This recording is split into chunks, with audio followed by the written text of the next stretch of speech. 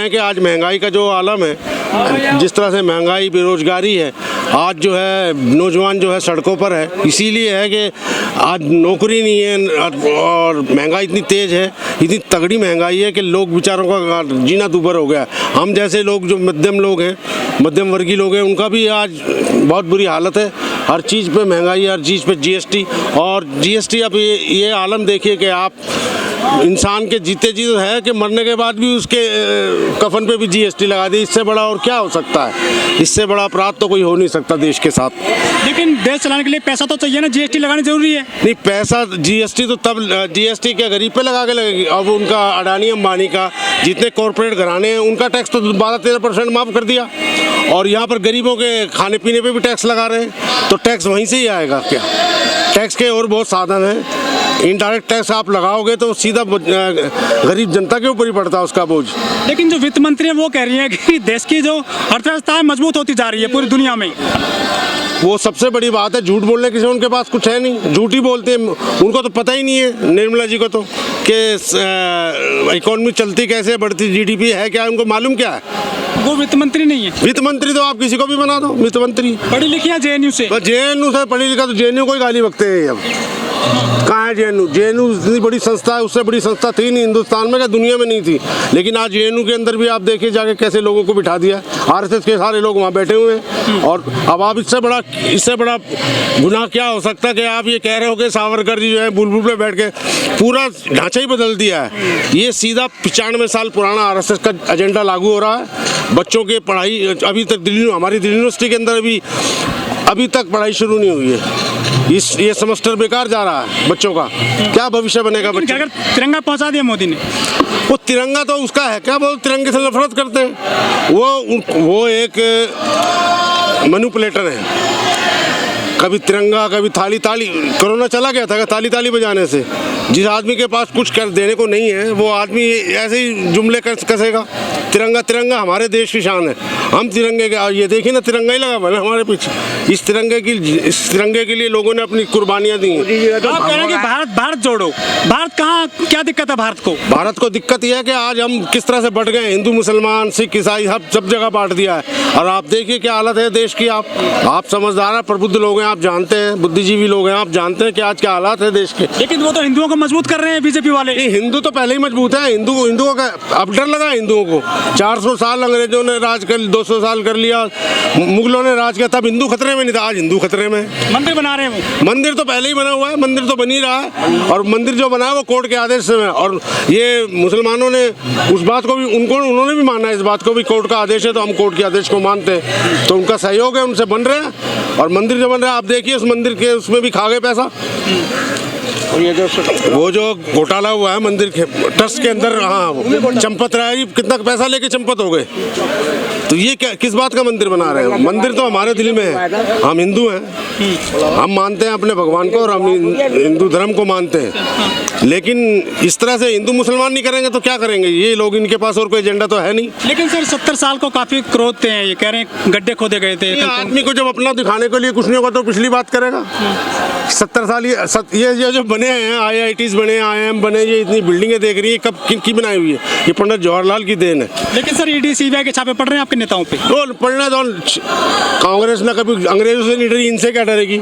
ये दो जो है, ये दो और इनके दो, आज उन्हीं का विकास हो रहा है। गरीब जो है वो आज कहाँ पहुँच गया, और अडानी की जो है वो पहुँच गई है। लेकिन कह रहे डंका बजा मोदी जी। वो डंका तो झूठ बोलने से बड़ा तो डंगा सारा मीडिया, आप जैसे प्रबुद्ध, आप जैसे लोग जो है वो जो हमारी आज बात सुन रहे हैं, ये आज जो मेन मीडिया है वो किसका है? वो कॉर्पोरेट्स का है। लेकिन मीडिया ने सर्वे किया है सर कि 61% लोग चाहते हैं 24 में दोबारा आएंगे मोदी जी, तीसरी बार। ये तो आप खुद देख लीजिएगा, अब वो कुछ होने वाला नहीं है। एक नीतीश जी ने अभी छोड़ा था, पूरा हिल गया।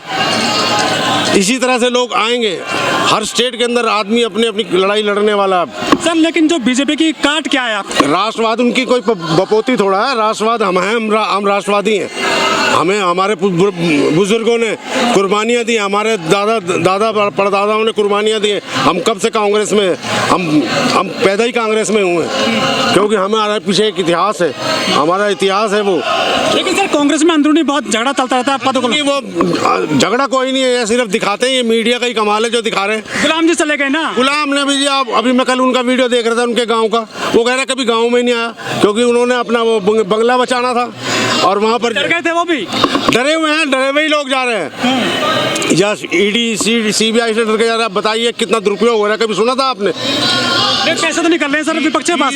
0.4 जो है, 0.4 जो है वो कन्विक्शन रेट है। सर जो कांग्रेस से उसके ज्यादा नुकसान बीजेपी पहुंचाएगी या आम आदमी पहुंचाएगी? आम आदमी क्या, आम आदमी उसकी बी टीम है। हम तो दिल्ली में रहते हैं ना, जानते हैं ना। अभी ये बेचारे बता रहे थे कि सब्सिडी खत्म कर दी है बिजली से, वहाँ 300, गुजरात में जाकर जहाँ वो लड़ेगा, जहाँ कांग्रेस की और सीधी टक्कर है, बीजेपी की और कांग्रेस की सीधी टक्कर है, वहाँ जाके लड़ेगा वो केजरीवाल। कम तो करेगा कांग्रेस को? कोई कुछ नहीं कर सकता, कुछ कम नहीं कर सकता वहाँ। वो एक माहौल था जब वो अन्ना का बनाया हुआ माहौल था, वो सारा किस में जीत गई ना आम आदमी। पंजाब में जो जीती है वो हम लोगों की परेशानी से जीती है। हम लोगों के अंदर जो सामंजस्य नहीं था आपस में। तो राजस्थान में बचा पाओगे अपनी सीट आप, सरकार कांग्रेस की? देखिए क्या, आप देखिए राजस्थान में कितना काम किया।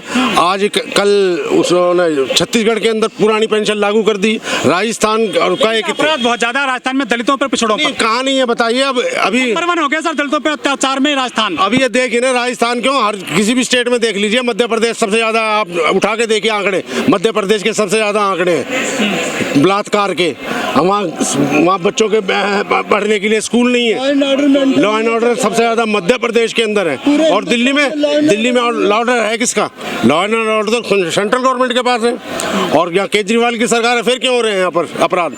लेकिन सर आम आदमी सड़क पर क्यों नहीं आता है हल्ला बोल को लेकर? नहीं आ रहे हैं, पब्लिक तो आ जा रही है। महंगाई का विरोध होता नहीं दिख रहा है आपके अलावा, आप कोई करता ही नहीं? नहीं, महंगाई का विरोध बहुत हो रहा है। महंगाई का विरोध हो रहा है, आप मीडिया लोग दिखा नहीं रहे। मीडिया नहीं दिखा रही है, मीडिया बिकी पैड़ी है राहुल जी से। तो कांग्रेस के पास पैसा नहीं है, खरीद ले मीडिया को। कांग्रेस के पास पैसा नहीं है क्या? पैसा बहुत है। हाँ। ये आपकी गलत फहमी है, मगर मोदी जी ने वो ADVD से डरा रखा है लोगों को। लेकिन पैसा भी तो मिलते हैं विपक्ष के पास में, जब गिनती होती है नोट आते हैं अखबार में छप करके। देखो ऐसे जो गिनती होती है वो कुछ होती है और कुछ वो दिखाते हैं, असली रूप नहीं दिखा रहे वो लोग। कांग्रेस जान कैसे पड़ेगी कांग्रेस में सर भाजपा के सामने? देखो ना, आप जान देख रहे हो, जान पड़ नहीं रही है। देखो कितनी पब्लिक आ रही है बाहर, देखो जाके पब्लिक बहुत है। जी सर, कहाँ से हैं सर आप? मैं डेलीगेट हूँ दिल्ली प्रदेश कांग्रेस कमेटी का। क्या है कि जो हल्ला बोल का जो आप पूछ रहे थे ना, इसका मेन उद्देश्य है कि गरीब आदमियों के हित की रक्षा करने के लिए ये रैली का आयोजन। बीजेपी वाले अनाज दे रहे हैं मुफ्त में। ये कुछ नहीं है, क्या दे रहे हैं अनाज? आप ये लगाए 1 मिनट, आप ये देखें कि हमारे टाइम में 2 रुपये किलो देते थे, 2 रुपये किलो। वो 2 रुपये किलो देते, वो भी तो फ्री था। लेकिन उन्होंने क्या करा, वो 2 रुपये हटा दिए और फ्री कर दिया। फायदा क्या हुआ? जो फायदा कांग्रेस दे रही थी वही फायदा लागू है।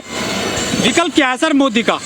मोदी का विकल्प 24 में तैयार हो चुका है। वो प्लेटफार्म पे आ जाएगा, आप कुछ चिंता मत करो इस बात की। आ रहे मोदी फिर से आ रहा देश में? कुछ नहीं आ रहा, मोदी कुछ नहीं है। ये बेईमानी और जुमलेबाज की सरकार है, गुंडों की सरकार है। इसके अंदर क्या है कि अमित शाह और मोदी ये जो है देश को जो है बर्बाद कर रहे हैं। समझ गए नहीं? मजबूत है देश आज। अरे उनमें आपस में जूत बज रहा है, RSS में और इसमें BJP में डंडा चल रहा है, खूब चल रहा है। आपको क्या पता?